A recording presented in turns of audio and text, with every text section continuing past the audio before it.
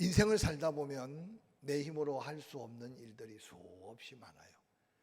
그래서 그 일들을 감당함으로 해서 용기를 갖거나 소망을 갖거나 또 믿음의 증거를 갖고 간증과 감사거리를 쌓아가는 사람이 있는가 하면, 그런 장애물 앞에서 주저앉고 낙심하고 절망해서 인생을 스스로 포기하거나 또한 더한 절망 앞에 허덕이게 되는 경우가 종종 있습니다. 성경에 보면 위대한 믿음의 사람들은 평탄한 가운데 믿음의 역사와 기적을 경험한 게 아니라 다 그런 좌절 절망할 수밖에 없는 불가능 앞에서 불가능을 뛰어넘는 하나님을 바라보고 그 하나님의 은혜 안에서 스스로 불가능을 걸림돌, 그친돌, 장애물이 아니라 믿음으로 밟고 일었을 때 놀라운 하나님의 역사의 주인공이 되는 것을 볼 수 있습니다. 오늘 히브리서 11장에 등장하는 인물은 바로 아브라함의 아내 사라입니다. 창세기 11장 30절에는 사라에게도 엄청난 장애가 있었음을 소개하고 있습니다. 사라가 되기 전 옛 이름이죠. 사라는 임신하지 못함으로 자식이 없었다. 그냥 갖지 않아서 얻는 것도 아니고 있었는데 잃어버린 것도 아니라 하나님이 그 태의 문을 닫으셔서 임신하지 못함으로 자식이 없었다. 사라에게 이 불임이라고 하는 것이 얼마나 큰 장애였는지 모릅니다. 훗날 창세기 16장 1절부터 그렇게 말합니다. 아브라함의 아내 사라는 출산하지 못하였고 그에게 한 여종이 있으니 애굽 사람이요 이름은 하갈이라. 사라가 아브라함에게 이르되 여호와께서 내 출산을 허락하지 아니하셨으니 원하건대 내 여종에게 들어가라.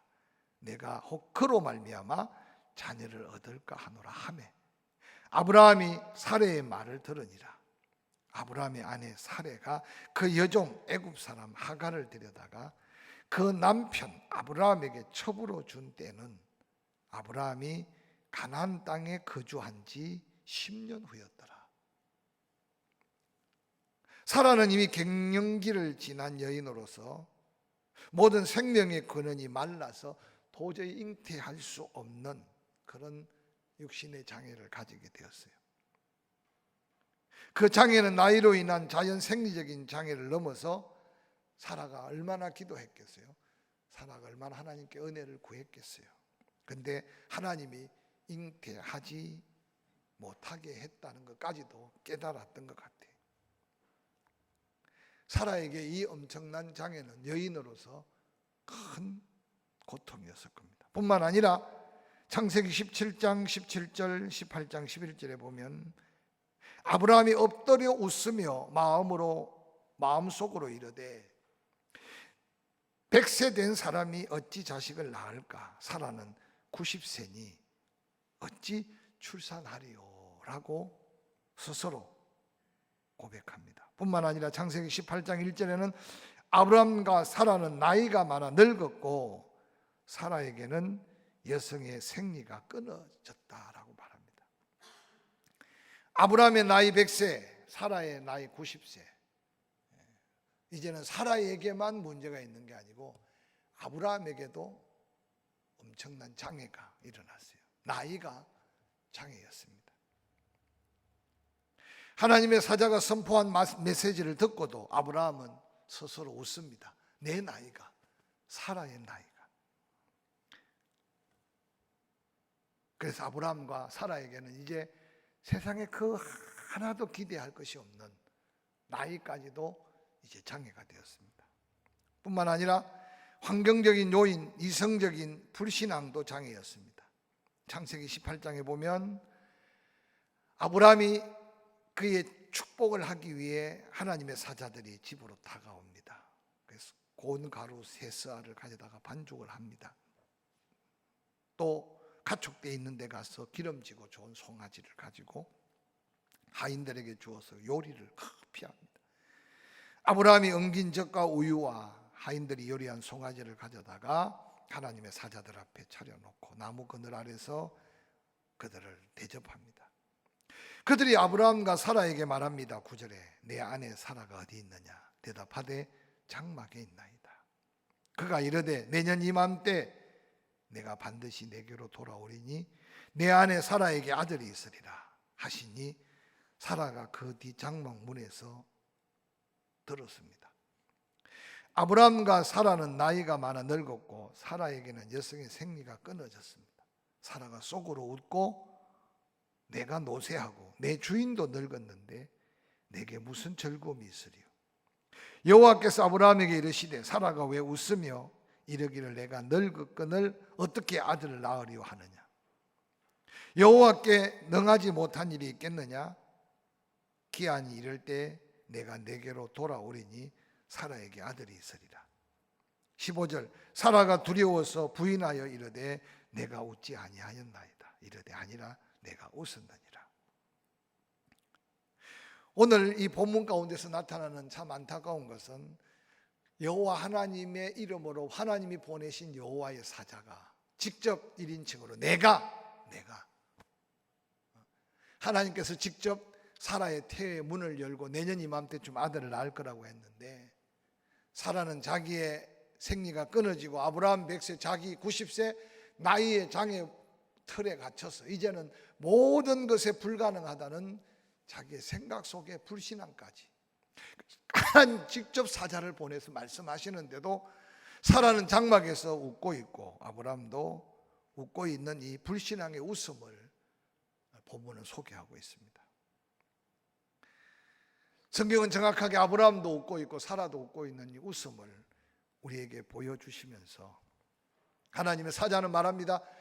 하나님이 능치 못한 일이 있겠느냐? 왜 웃느냐?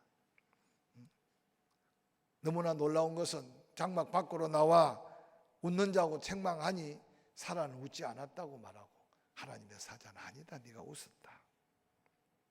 저는 오늘 많은 사람들이 이 웃음으로 하나님의 능력을 제한하고 자신 앞에 스스로가 엄청난 믿음의 장애물들을 계속 첩첩이 쌓아가고 있는 영적인 모습을 좀 바라보게 하는 말씀이 아닌가 생각하고 있어요. 저는 이번 코로나19를 바라보면서 생각들이 다양하고 믿음에 대한 접근도 다양하고 하나님 앞에 믿음의 고백도 다양하리라고 생각합니다. 그런데 과연 그 모든 다양성이 하나님이 바라보시는 관점, 성령께서 안타깝게 탄식하는 모습으로 정말 우리의 모습을 바로 발견할 수 있다면 우리는 어떤 모습으로 하나님 앞에 섰든지 간에 하나님은 물질의 양이나 예물의 모양이 아니라 마음의 중심을 보신 하나님인데 제가 이렇게 주변의 목회자들을 바라보고 또 다양한 이야기를 들어보면 때로는 그렇지 않을 수 있음이 두렵게 느껴질 때가 많습니다. 오늘 나의 인간적인 한계, 주변의 환경적으로 여러 가지 어려운 여건, 거기에다 내 안에 불신앙까지 키워서 웃고 있는 아브라함과 사라의 웃음이 오늘 사는 우리의 믿음의 걸음에 어떤 모습을 보여주고 있는가 한번 살펴보시길 바랍니다. 웃고 있는 아브라함과 사라에게 하나님은 다시 선포합니다.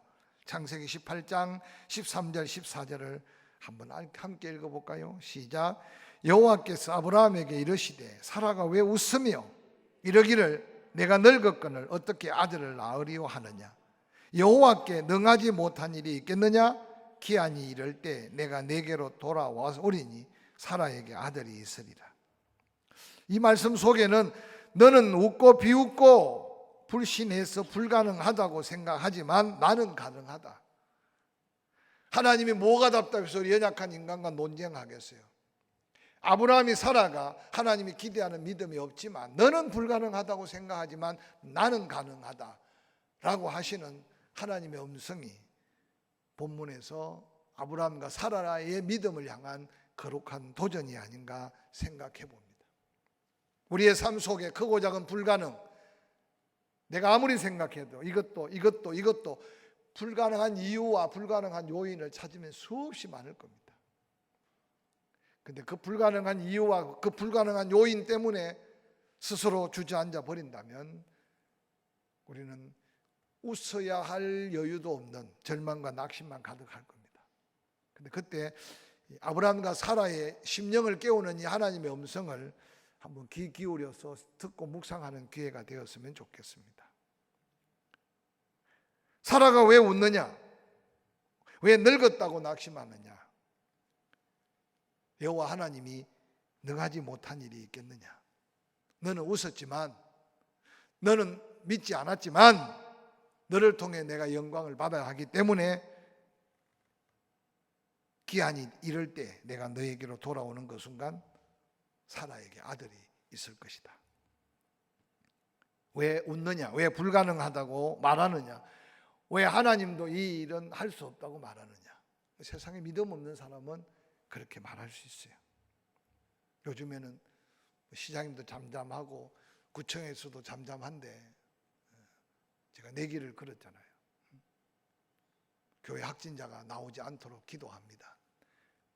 포항에 어떻든 하나님의 어떻게 역사하는가를 보여달라고 기도합니다. 세상 사람들은 안 믿어요.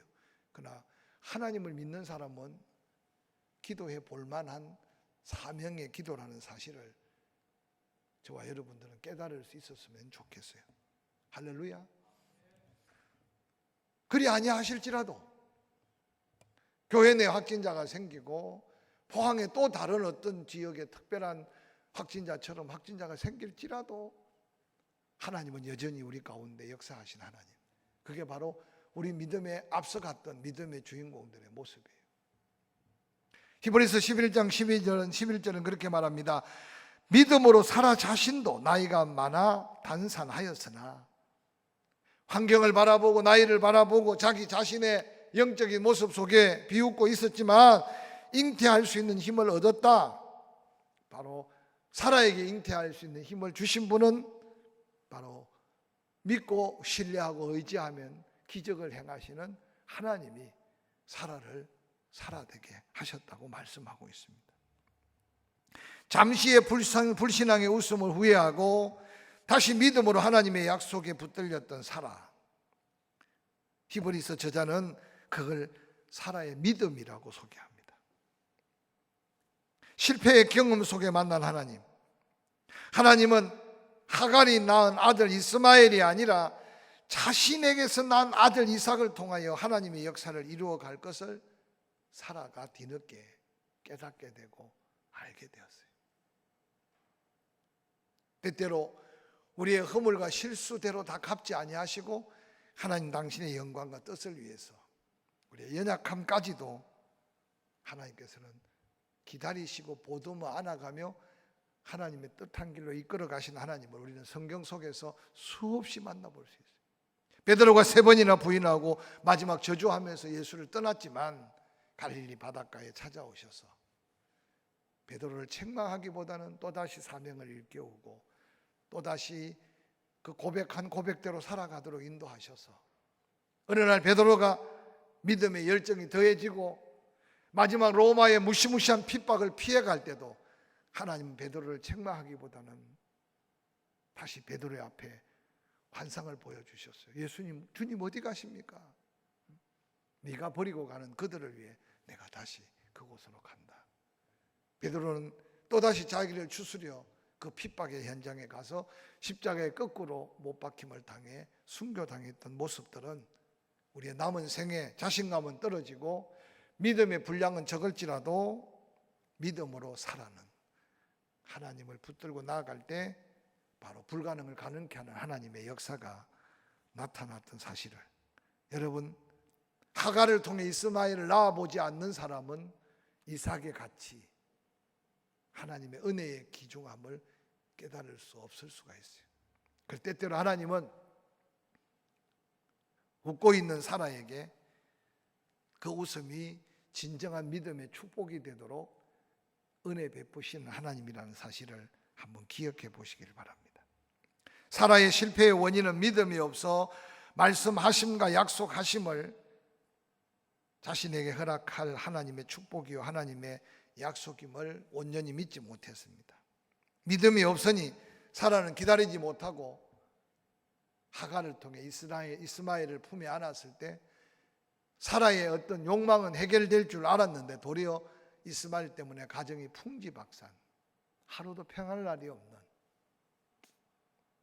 그러나 믿음이 있으면 하나님의 때를 기다리고 응답의 때를 기다릴 수 있다는 사실을 다시 한번 기억해 보면 좋겠어요. 이동훈 목사님 설교집을 보는데 한 예화를 써놨더라고요. 일본 산촌에서 살던 어떤 사람 이야기예요. 신선한 야채를 재배해서 가까운 도시에 내다 파는 가난한 농부가 있었대요. 그 아버지와 아들이 항상 농사를 짓는데 하루는 늦잠을 자고 늦게 시장을 향해 출발했습니다. 아버지의 늦잠이 못내 아쉬웠던 아들, 아버지 뒤를 툴툴 따라가면서 속으로 아버지가 이 모양이니 가난할 수밖에 없지 라고 속으로 툴툴거리며 따라갑니다. 계속 불평이 가득합니다. 한참을 길 가는데 아버지는 걸음을 재촉하지도 않습니다. 그러다가 아버지가 말하기를 가는 길에 큰아버지 집에 한번 들렀다가 가자 아들에게 말합니다. 아들은 안 그래도 불평이 가득한데 화가 머리까지 치밀었습니다. 지금 가도 시장이 그지 시간이 늦고 지금 가도 이 신선한 야채가 다 시들시들해지는데 아니 큰아버지 집에 가는 게 뭐가 급하냐고 생각하며 불평을 합니다. 길가에 있으니까 큰아버지 집에 들렸다가 그러고는 막 집을 났습니다. 한참을 가는데 한 시골 길가에 소 한 마리가 수렁에 빠져서 농부 한 사람이 씨름을 하고 있습니다. 아버지는 야채 수레를 그곳에 받쳐놓고 또 그 소를 구하는데 진흙탕을 덮어쓰면서 도와줍니다.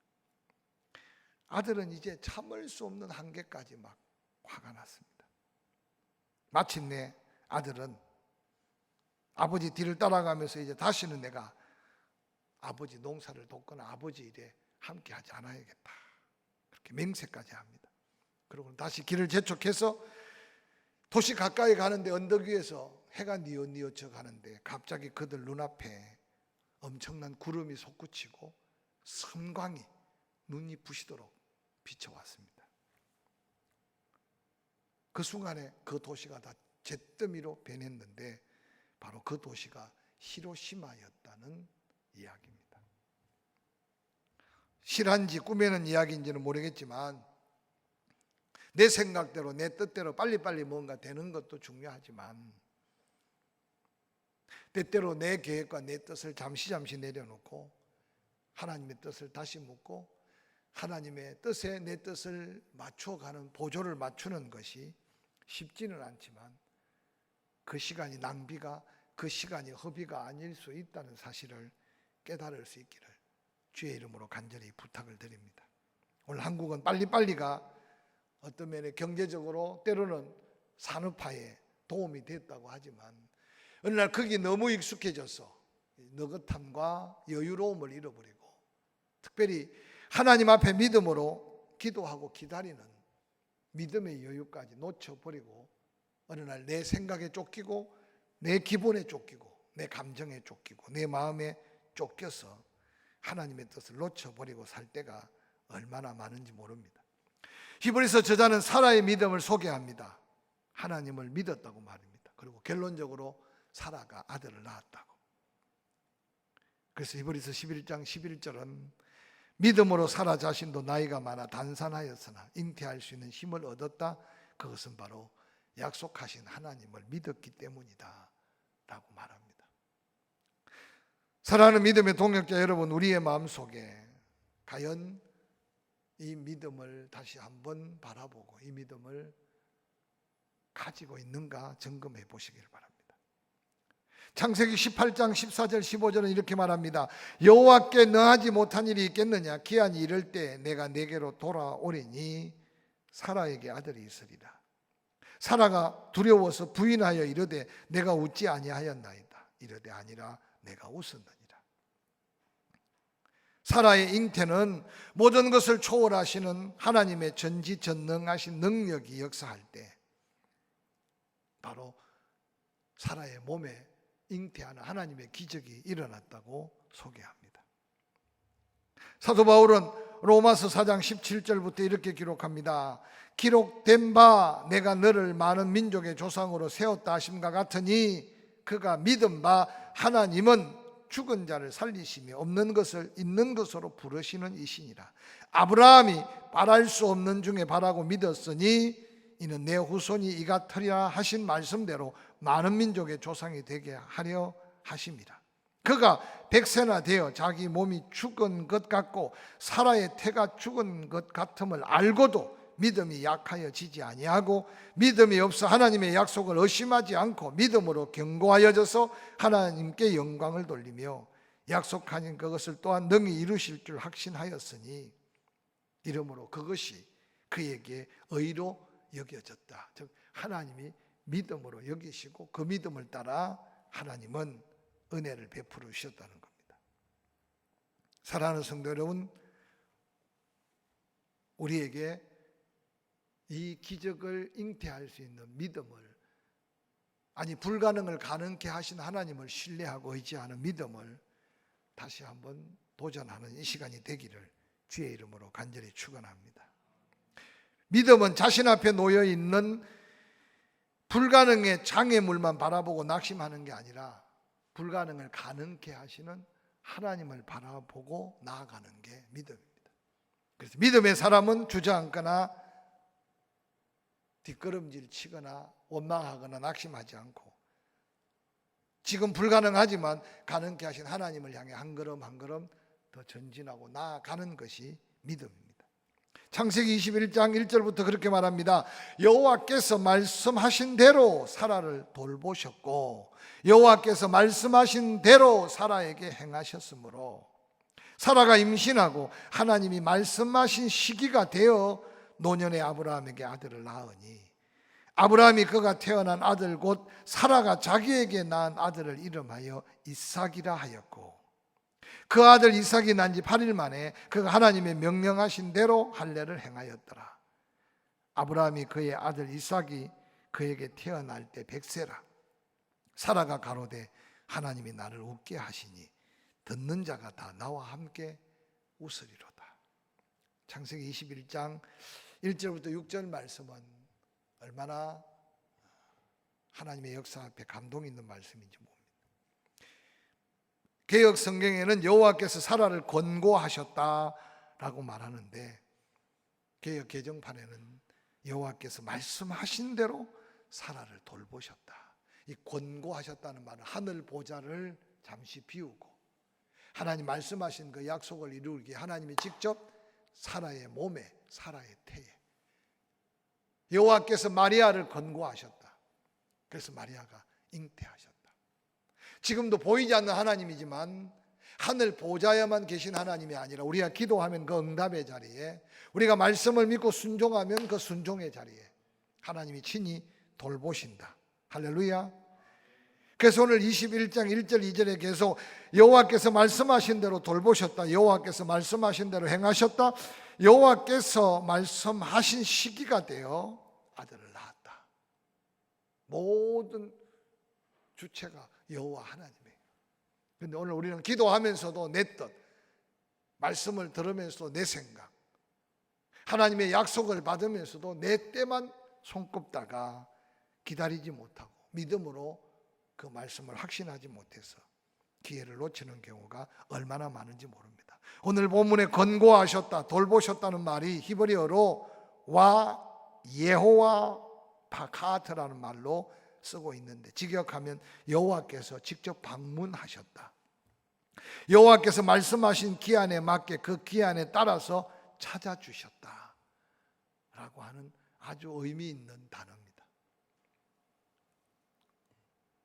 조심스러운 표현이지만 하나님이 이 나라에 지금 방문하시고 하나님이 지구촌에 다시 오실 예수 그리스도의 재림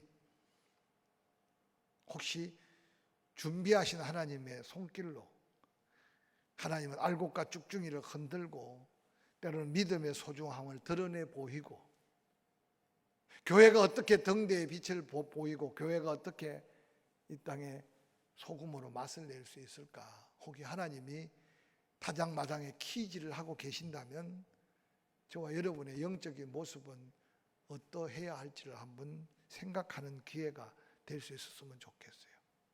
사람만 하나님께서 권고하시고, 사람만 하나님께서 찾아주시고, 사람만 하나님께서 그렇게 만져주시는 게 아니라 우리를 그렇게 하나님은 여기까지 이끌어 주셨고, 할렐루야. 또한 우리의 기도를 하나님 들으시고, 하나님은 그 기한 대로 그 때에 맞게 역사하신 하나님.